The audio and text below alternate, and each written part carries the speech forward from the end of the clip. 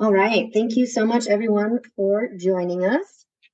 My name is Dr. Rose Campbell, and pardon me, I'm the Assistant Director of the UCLA Luskin Center for History and Policy.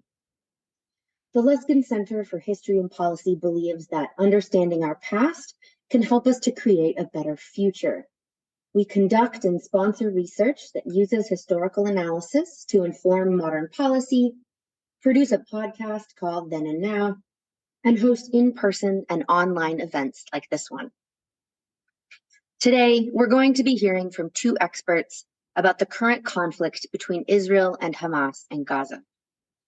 Beginning with Hamas's attack on Israel on October 7th, and continuing with the Israeli government's attempts to eradicate Hamas, thousands of lives have now been lost as the conflict continues into its second month. This is a very contentious issue and has led to an enormous amount of suffering. Our goal today is not to hold a debate on the issue, but rather to learn more about its origins by offering two complementary perspectives on how we got where we are. Our speakers today are two UCLA historians who have spent much of their careers studying the history and development of Israel and Palestine, and who will share with us their own unique perspectives. Before I introduce our speakers, however, a few quick words on how this event will work. So we will start with two short presentations by our speakers, and this portion of the event will be recorded, as you can see on your screen. And we will post this recording of the presentations as an episode of our podcast, Then and Now, which should go live tomorrow. After the presentations, the recording will be stopped, and you, our audience, will have a chance to ask questions. Now, we have disabled chat, but please feel free to type your questions in the Q&A box at any point during the presentations. And if you have a question specifically for one of our speakers, please indicate which one. And you can choose to type anonymously if you wish. But then after the speakers are done with their presentations, we'll go through some of those questions and answer them for you. Most importantly, please remember to be respectful and compassionate towards your fellow human beings on this call. Now, it gives me great pleasure to introduce our first speaker, Dr. James Gelvin. Dr. Gelvin is a professor of history at UCLA. He is the author of numerous books and articles on Middle East history and contemporary issues, including the Israel-Palestine Conflict, A History, which is currently in its 4th edition. Today, he's going to start us off by providing some background on Gaza, Hamas, and the plight of Palestine. Dr. Gelvin. Thank you. And I want to thank the Luskin Center for putting this on. Here are the questions that I want to discuss today. What is Gaza? What is Hamas? What are its goals? Why are the West Bank and Gaza under two separate governments? Why did Hamas launch its attack on October 7th? Are others likely to get involved in the war? And Israel's goal is to destroy Hamas. Can it do so? I want to get through as many of these questions as possible today, although I tend to do my 15-minute discussions usually in about 20 to 30 minutes. So if I can't get through them, then feel free to raise them during the Q&A. So let's start off. What is Gaza? Gaza is a territory that is bordered by Israel, Egypt, and the Mediterranean Sea. It is about 24 miles long, and as I've recently learned, it's about the size of Las Vegas. It has been was under the control of Egypt from 1948 to 1967, under the control of Israel from 1967 until 2005. And Israel withdrew in 2005, and Egypt and Israel still control the borders of Gaza, have blockaded the territory. It is the home of about 2.2 million people, about 70% of whom are refugees from the 1948 war and the 1967 war. It is approximately 50% below the age of 18. It is one of the most densely populated areas on Earth. 60 to 65% of the population of Gaza is below the poverty line. 60 to 65% of the population of Gaza is food insecure, and 60 to 65% of the population of Gaza, the youth of Gaza, are unemployed.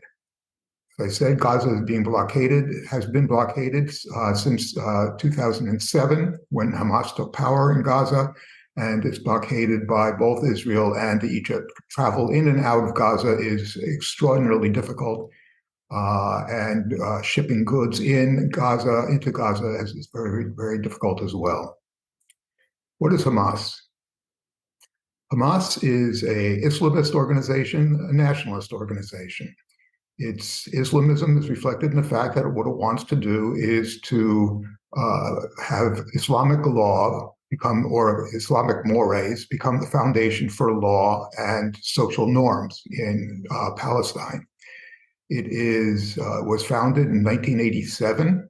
It never joined with the Palestine Liberation Organization, always was a separate organization. And it has kept its autonomy from the PLO as well. It was founded, as I said, in 1987. It took power in the Gaza Strip in 2007 and has ruled it ever since. It is an organization that is committed both to ruling in Gaza and to continuing the fight against Israel.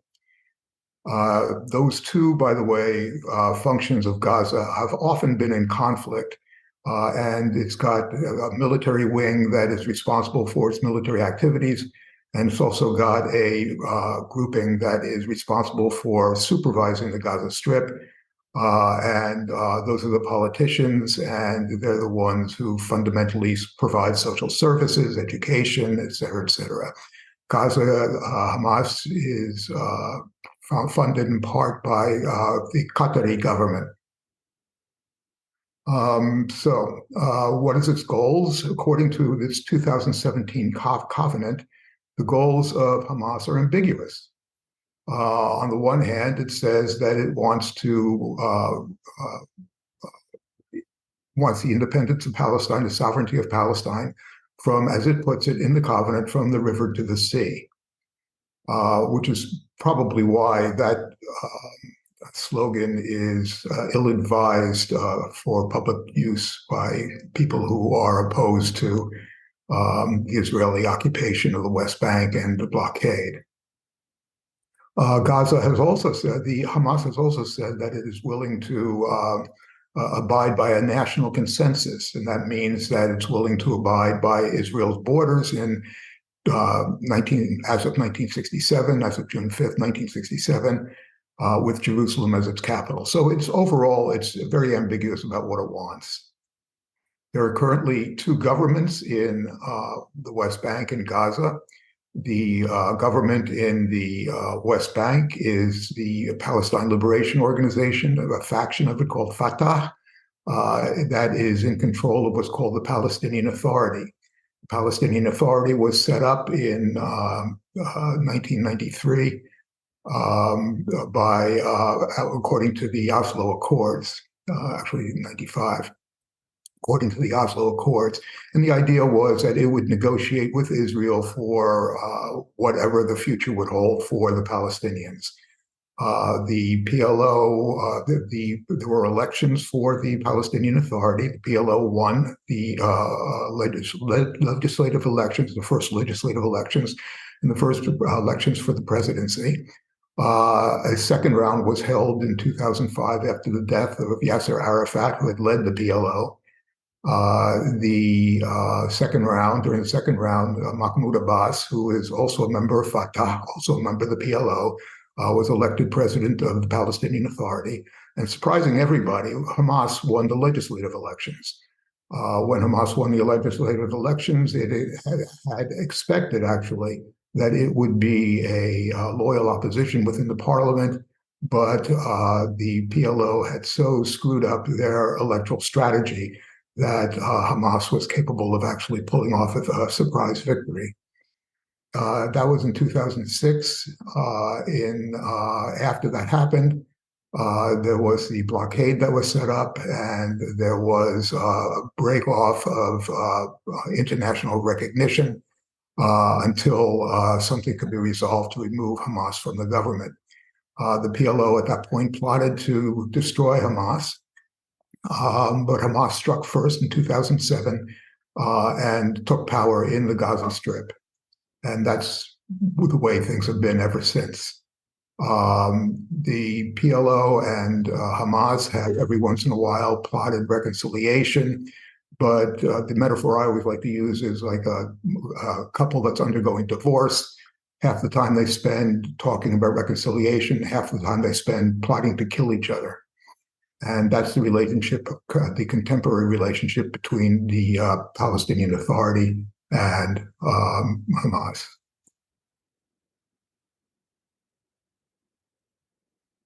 Why did Hamas launch its attack on October 7th?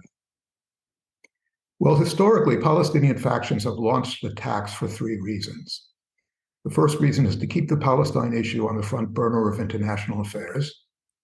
The second reason is to sabotage negotiations that the faction believes will undermine its goals. And the third reason has been to score points against rival factions. Now, all three of these are in play now. And although we don't know the exact reasoning behind Hamas's attack on Israel, it's very likely that all three of them were factors. This is taking place at a point in time in which, for example, multiple Arab nations have normalized relations with Israel. And Saudi Arabia was negotiating to normalize relations with Israel. And what that would have meant, of course, would have been that Palestine would have been off the front burner. And the Saudis, who have no love for Hamas whatsoever, of course, they offer a model of Islamic governance that's very much at odds with Saudi's image of Islamic governance, would undoubtedly have begun to push in favor of the Palestinian Authority and Fatah, which is the internationally recognized government of Palestine. So those are the key reasons, very likely, why Hamas launched the attack that it did.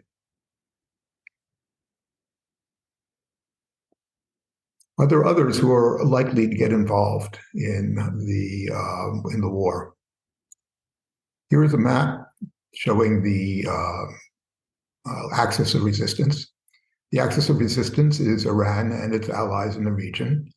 Most of its allies are non-state actors. For example, in Yemen, it's the Houthis. In Lebanon, it's Hezbollah. There's also the Syrian government, factions within Iraq. It's unlikely that any of these groupings, except for other Palestinian groupings in the West Bank, are likely to get involved. Iran understands full well that this is an existential question for Israel. And what Iran could possibly gain out of it is not at the same level as what the Israelis will possibly need to gain out of it. In addition to that, Iran does not have fingertip control over the policies of Hezbollah, or the Houthis, the Syrian government. It has close control over the Iraqis over the Iraqi factions that it's put together, militias, and various other militias in the areas that it's supplied. But that's pretty much about it. As we've seen, Hezbollah has been attacking Israel with artillery and missiles, but not in a way that would involve it directly in a war. The reason probably is because Hezbollah is focused on what's going on now in Lebanon, which is a complete collapse of the economy, and the fact that the Lebanese population would not tolerate, very likely, a rerun of the last time there was the Hezbollah-Israel war. And Hezbollah, being a political faction, is very much aware of that. Same thing in Yemen. The Houthis, who are now fighting, for control over Yemen, are aligned with Iran, but Iran does not have fingertip control over the Houthis. They've occasionally lobbed a drone at Israel. At least one was intercepted by the U.S. Navy. They've also seemed to have hijacked a ship in the last couple of days.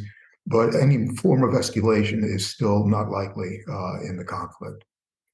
Finally, what about Israel's goal to destroy Hamas? Can it do so? And I'm very dubious. The idea being that Hamas is fully imbricated in the society of the Gaza Strip, that it's going to be very, very difficult to even define what destroying Hamas is going to mean. Does it mean killing cadre? Does it mean destroying infrastructure and so on and so forth? And at this point, fundamentally, there's no real plan for what will take over in terms of social services and governance if Israel does destroy Hamas. So it's fairly evident that something has got to give in this. And at this point, it's not evident exactly what the final step is going to be with Israel and the Gaza Strip. And with that, I think I'll end it. All right. Thank you so much, Dr. Gelvin, for that really good introduction. I'll now introduce our second speaker, Dr. David N. Myers. Dr. Myers is a professor of history at UCLA and the director of the Luskin Center for History and Policy. He is the author and editor of numerous books in the field of modern Jewish history, including Between Arab and Jew, The Lost Voice of Simon Rawidowicz. I'm probably mispronounced that, and I apologize. In his presentation today, Dr. Myers is going to take a closer look at the events leading up to the October 7th attack, where we are now, and what the future might hold. Dr. Myers. Thank you, Rose. And thank you, Edward, for offering your IT expertise. And of course, thank you to Professor James Gelvin for starting off this informational briefing.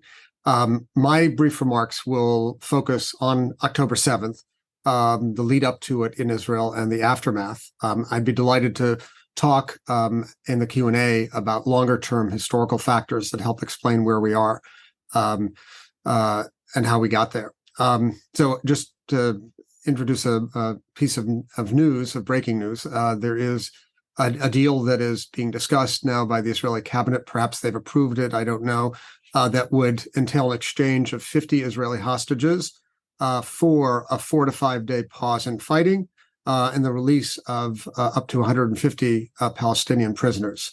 So that I'll get back to that at the end of my remarks. I want to begin with my first question, which is what happened on October 7th.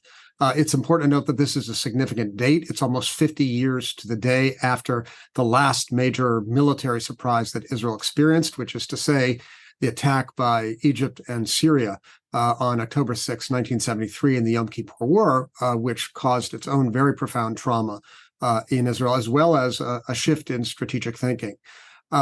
What happened on October 7th, 2023, was that Hamas, which Professor Gelvin explained, whose origins Professor Gelvin explained, conducted a massive incursion along 30 locations along the border between Israel and Gaza. Thousands of Palestinians, militants from both Hamas and the Islamic Jihad movement, as well as, we understand, interested parties, civilians who were not uniformed or recognized parts of Hamas or Islamic Jihad, breached the border fence, as well as the Erez checkpoint, and began a systematic attack that included 7 army bases and 22 southern towns or villages in Israel. With stunning ease, these thousands of Palestinians made their way on an early Saturday morning to the bases and communities and murdered many of those whom they encountered. The brutality, as we have now come to understand, was staggering, as people were tortured, killed in front of their children, raped, dismembered, and burnt. All told, estimates are that some 1,200 people were killed, of whom about 850 were civilians, and they included Israeli Jews, Palestinian citizens of Israel, U.S. citizens, French and Thai citizens, amongst others. Whole communities were razed to the ground as part of this attack, and the attack left tens of thousands, maybe hundreds of thousands, from the south alone as internally displaced persons within Israel. In addition, some 240 people were taken hostage by Hamas and other elements that were part of the attack. And they ranged in age from infants, babies to grandmothers. This was the bloodiest day in Jewish history since the Holocaust, and that is important because it triggered very profound generational trauma, trauma that issued from the Holocaust itself, from the memory of the Holocaust, which is deeply rooted in the Israeli Jewish political psyche, and the trauma that was also layered on top of that following the surprise attack in 1973. And it's fair to say that Israeli Jews are in a state of shock and trauma, as well as sorrow and rage. Israel is a small country of just over 9 million people, of whom 7 million are Jews. And very few people are more than a degree of separation removed from one another. And one hears many reports of people who have been going to funerals or Shiva services, the post-funeral mourning period, one after the other.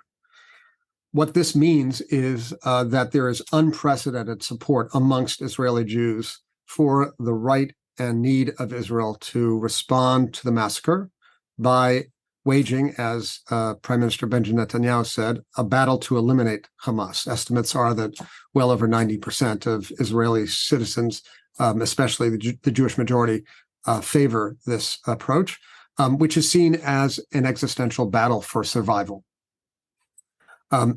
It's important to add that there's a great deal of anger, not just understandably at Hamas and the other perpetrators of this really heinous attack, but a great deal of anger at the Israeli government as well. And that leads to our second question. How did it happen?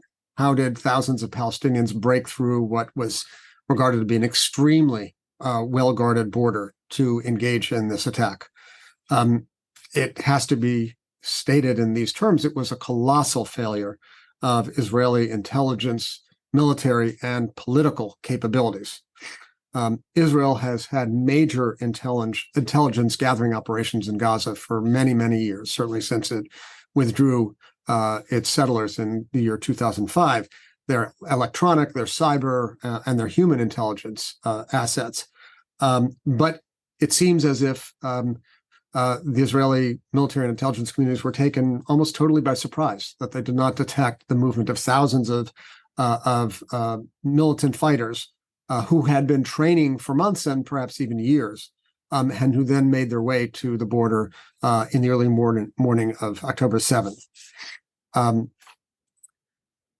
This ease with which the militants breached the border has a good deal to do with the fact that Israel Defense Forces units had been redeployed from the south to more northern parts of Israel to protect West Bank settlements, as well as other institutions and sites within the Green Line, because this was a Jewish holiday. It was the last day of the Sukkot holiday.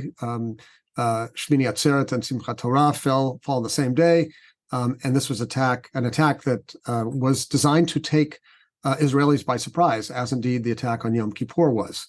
Though there's an important caveat to note, and this is based on a report that appeared in the Israeli newspaper Haaretz, amongst other sources, that a group of women soldiers at the Nahal Oz army base on the Gaza border had been warning for months about training sessions undertaken by Hamas fighters very close to the border. And those reports, according to this news story, were summarily dismissed.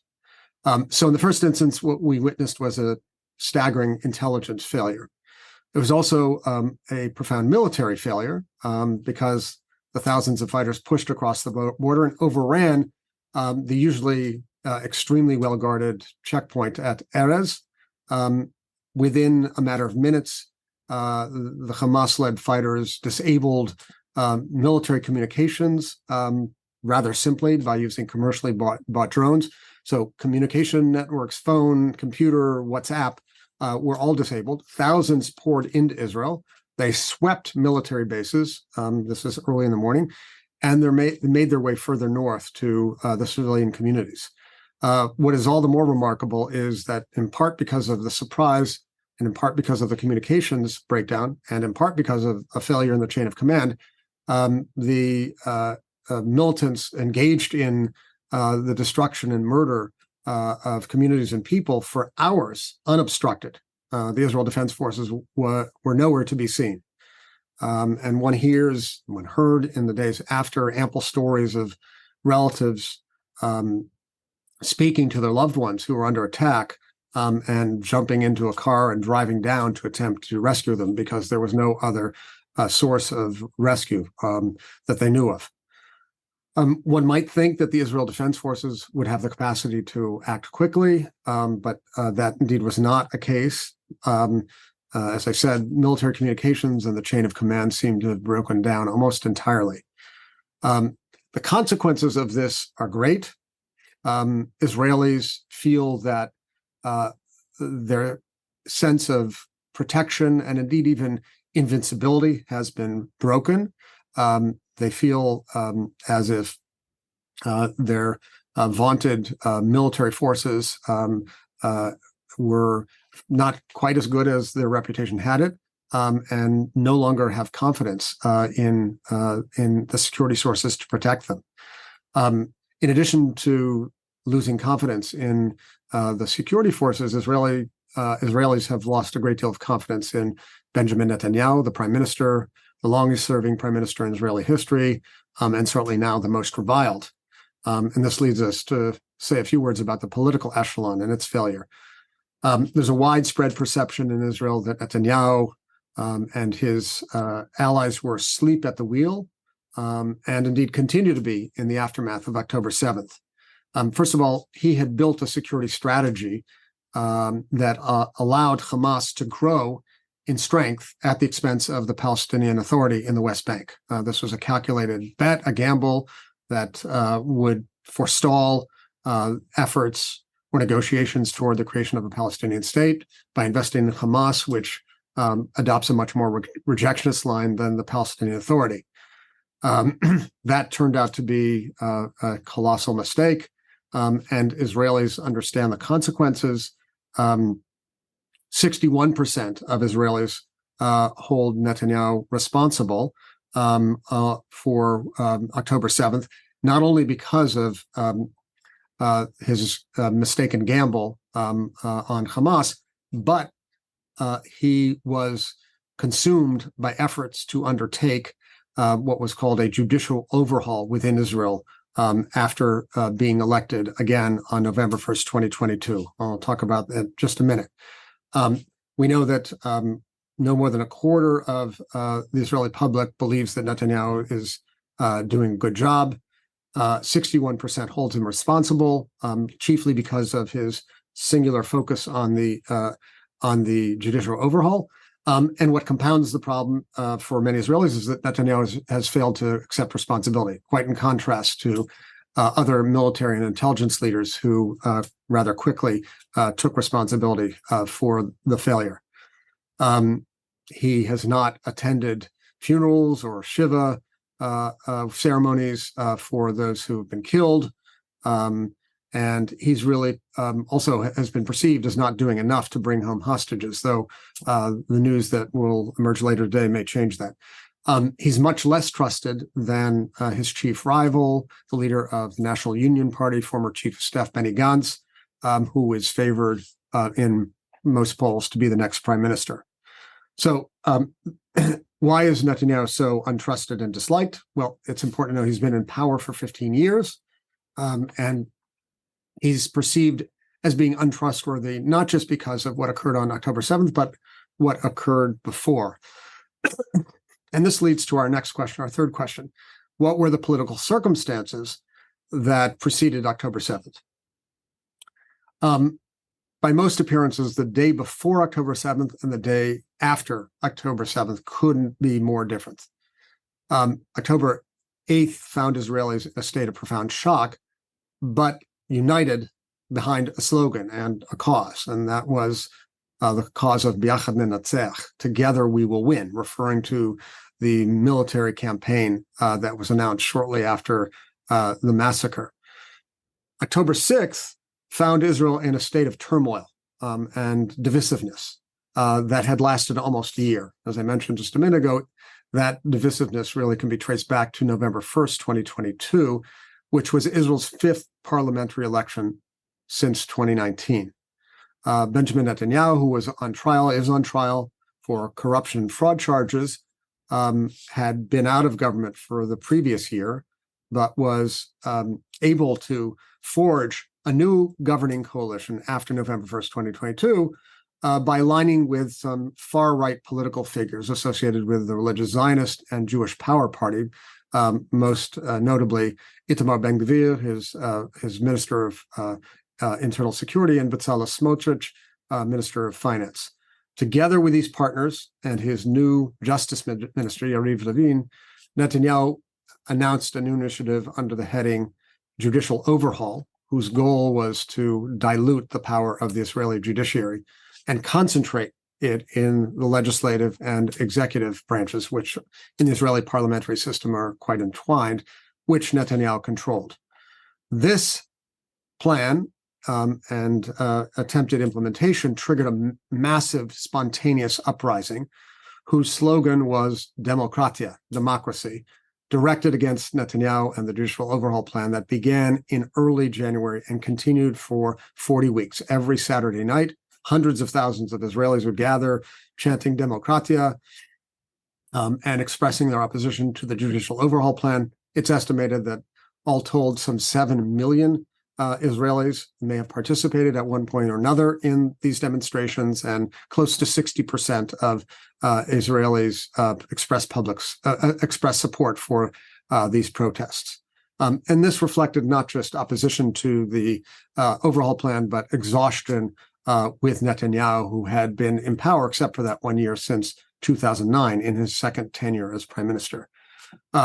Along with the weekly protests, there were strikes by various sectors of society, and significantly, a decision taken by tens of thousands of reserve soldiers, including the most elite cadre amongst them, Air Force pilots, not to report for reserve service. Army leadership warned Netanyahu that the attempted judicial overhaul was damaging to the fitness of the army, but Netanyahu, according to most accounts, did not heed the concerns. And many Israelis believe that the push for the for judicial overhaul and the failure to heed both the public and the army's warnings laid the conditions for the October 7th surprise. And it's widely assumed that the consequences for Netanyahu after the war is over will be very severe, that he will be forced to leave office in one way or another. There will undoubtedly be at least one commission of inquiry to explore what happened on October 7th, what can account for the failure at political, military, and intelligence levels. And as I said, most assume that Netanyahu will no longer be the prime minister, though that remains, of course, a speculation. Next question, penultimate question. What is going on now?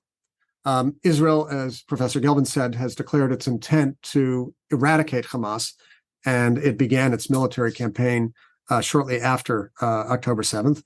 The campaign is now in its 46th day, and it has had a devastating impact on Gaza. Northern Gaza is under Israeli control. The Israel Defense Forces are moving into the south. The last reported figures by the Gazan Ministry of Health suggested that more than 11,000 people were dead, of whom 4,000 were children.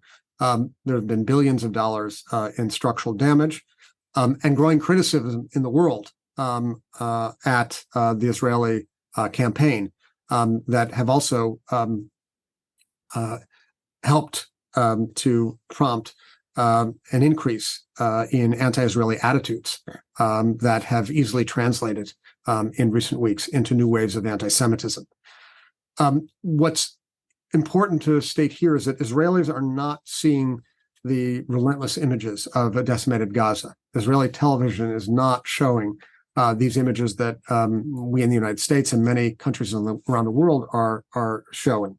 And this is, I think, leading to a certain single-mindedness or opacity on Israelis' part, a kind of cognitive dissonance between the way they are perceiving the aftermath of October 7th, and much of the rest of the world is perceiving the aftermath. They understand that much of the world has forgotten October 7th, is no longer paying attention to October 7th, has expressed no lingering concern for that event, nor much concern for Israeli hostages, whereas much of the world is indeed focusing its attention on Israel's ongoing campaign and the destructive trail it has left. This deepens, I think, Israeli sense of isolation and mistrust, and makes somewhat complicated the negotiations that have taken place so far and that will take place in the future to bring an end to hostilities. Much of the world is calling for a ceasefire, which Israeli leaders and the public resist because they see the attempt to eradicate Hamas as a matter of existential urgency. So finally, what next? There, as I suggested, seems to be an imminent deal to free hostages in return for pause, mediated by the United States and the Qataris. What will happen after the pause? I think I share Jim's skepticism that the military goal of eradicating Hamas can be achieved in any reasonable timeline, both in military terms. I think it would be an extraordinarily difficult operation, and because of increasing international pressure, including from the United States, which outwardly professes support for Israel, but has been expressing growing concern about the scale and ends of the war for weeks. A question that intrigues me and many others at this point is, what does the day after look like? Many draw the conclusion that October 7th and its aftermath mean that Israelis and Palestinians will be locked in a never-ending battle, and that the current paradigm of conflict management will continue to fail. What can change that calculus? I'll just say two brief things and conclude. First of all, there's a profound leadership deficit all around on the Israeli side, on the Palestinian side. There's also, of course, tremendous uncertainty here in the United States about what will be in the 2024 election. And yet, it would be a mistake, I think, to rest content with the variables in place as they are. The moment requires new understanding and imagination. I attempted something along those lines today in the LA Times by calling for a new Marshall Plan for Palestine that would entail massive investment along with tangible political horizons to allow Palestinians to achieve their long-deferred goal of self-determination and allow Israelis to live in a state of security. That's but one idea out of many that we might put on the table to help push Israelis and Palestinians out of the deadly stasis in which they seem to find themselves. What seems clear to me is it's not just in the interests of Israelis and Palestinians, but the world to imagine ways of breaking the cycle and replacing the existing paradigm with one that affords all people in that area between the Jordan and the Mediterranean equality, peace, and security. Thank you. All right, thank you both for those really interesting summaries of a very complex and challenging situation. We do have a couple of questions already in the Q&A. So just as a reminder, please feel free, all of the audience, to go ahead and put your questions in the Q&A. We're going to stop the recording now. So I'm going to say thank you all for attending, and we'll go ahead and end the recording.